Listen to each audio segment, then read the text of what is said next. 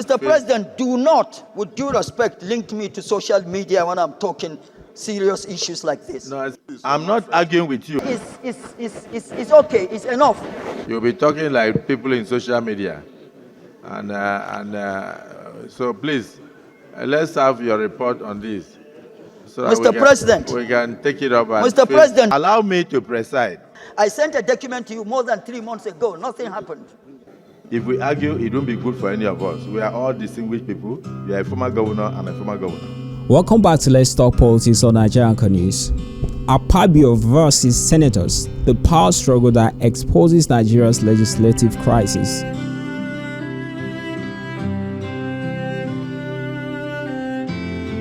A recent dramatic exchange in the Nigerian Senate between Senate President Godswill Akpabio and some aggrieved senators has once again exposed the deep-rooted crisis within Nigeria's legislative system. What should have been a dignified discussion on national issues turned into a bitter confrontation, filled with accusation of discrimination, marginalization, and power abuse. You said no matter what this Senate does, the Senate will not have your vote on anything the Senate does. That's what you said on television. We must have mutual respect for all of our colleagues, okay? And I do have regard for you, particularly as our presiding officer. I expect fairness in the Senate for everybody. Concessions are given to other people. I expect them to be given to me also when it is needed. There are communications so far, correspondences between Public Accounts Committee and Central Bank of Nigeria. And of course, my Mr. President, distinguished colleagues, everybody here knows that. You know our rules. These issues are not for just mere statement. Put something down and submit a report to the Senate for deliberation.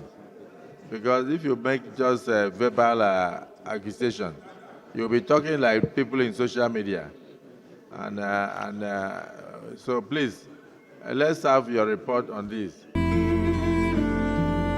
Did you hear what I said?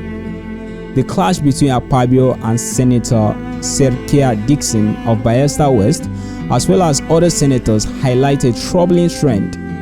The growing distrust among lawmakers, the erosion of democratic principles, and the increasing perception that the National Assembly is being manipulated for personal and political interests rather than serving the Nigerian people. One of the major points of contention in this drama was fairness, or the lack thereof. This is the same issue Natasha Akpoti raised before she was suspended and after her suspension.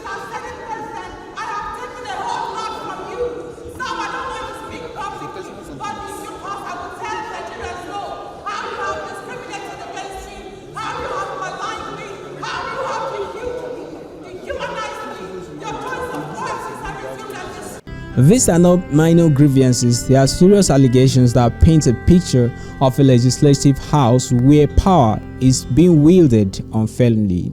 I expect fairness in the Senate for everybody.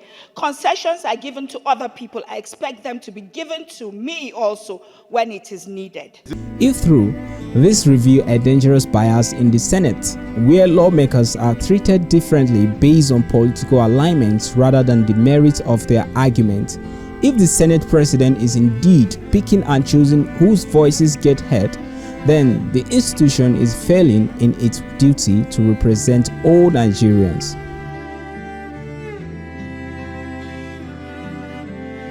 Now, the question is the Senate a political battleground? A troubling aspect of this incident is how legislative debates have increasingly become an arena for personal conflict rather than national problem solving. The senators should be deliberating on pressing national issues such as the country's economic downturn, insecurity, and governance failures. Instead, they are locked in ego-driven power struggles. Distinguished Senator Seriake Dickson. Yes. I watch you on television. Mr. President, I have a point of order for which you have recognized me. Listen to me now. Yes. Let's not argue. Akpabio's remark that Senator Dickson had already made up his mind about opposing the senator's decision suggests an underlying political rivalry that is dictating legislative processes. If senators are expected to blindly support every decision without constructive dissent, then democracy is at risk. Furthermore, the reference to comments made on television by the Senate President to Senator Dickson raises another key issue: the role of the media in Nigerian politics. I don't know, but I'm saying that if you have already made up your mind to go and talk on television when the Senate has not even considered any issue. Akpabio seemed offended that a fellow senator will air grievances publicly rather than within the chamber. However, if the Senate is stifling dissenting voices within the walls, then lawmakers will naturally turn to the media to expose what they perceive as injustice. There is a question of, is there an agenda to silence opposition? If there is, then it's a threat to democracy. Perhaps the most alarming part of this confrontation was a statement from a visibly enraged senator. Please off the mic, sit down. Please be seated. This raises fundamental concerns about the state of free speech and democratic discourse in Nigeria's legislative arm. A Senate that suppresses opposition and punishes dissenting voices is not a true democratic institution. It is an extension of autocracy. The fact that a senator felt the need to say he is not afraid of the Senate president suggests a culture of intimidation within the chamber. If lawmakers themselves feel oppressed, how can ordinary Nigerians trust that the National Assembly truly represents them? So, the bigger picture here is a dysfunctional system. This Akpabio Senate clash is a representation of a larger problem in Nigeria's governance. The personalization of power. Instead of working towards collective progress, lawmakers are entangled in power struggles that serve individual interests. More importantly, the Senate is meant to be a check on the executive branch, not a place where internal fights overshadow national issues. The accusation of financial mismanagement, lack of transparency, and unfair legislative process should not be dismissed as mere political bickering. They are signs of a failing system that must be addressed.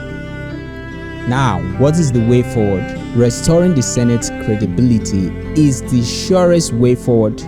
To regain public trust, the Senate must prioritize national interest over personal conflict. The leadership must ensure that every senator, regardless of his or her political affiliation, is given a fair hearing. Internal disagreements should be handled with decorum, not through public outbursts that only expose dysfunction. Most importantly, the Senate must return to its primary duty, making laws that improve the lives of Nigerians. If senators continue to focus on internal power struggle instead of governance, then they are no better than the politicians who have continuously failed the country. Well, they are still the politicians, so no surprise. Nigeria's democracy depends on a functional, transparent, and fair legislative system. If the Senate continues on its current path of division and exclusion, then it's not just the lawmakers who will suffer, it is the entire nation. Thanks so much for watching to the end. Please drop your opinions in the comment section. Let's talk politics.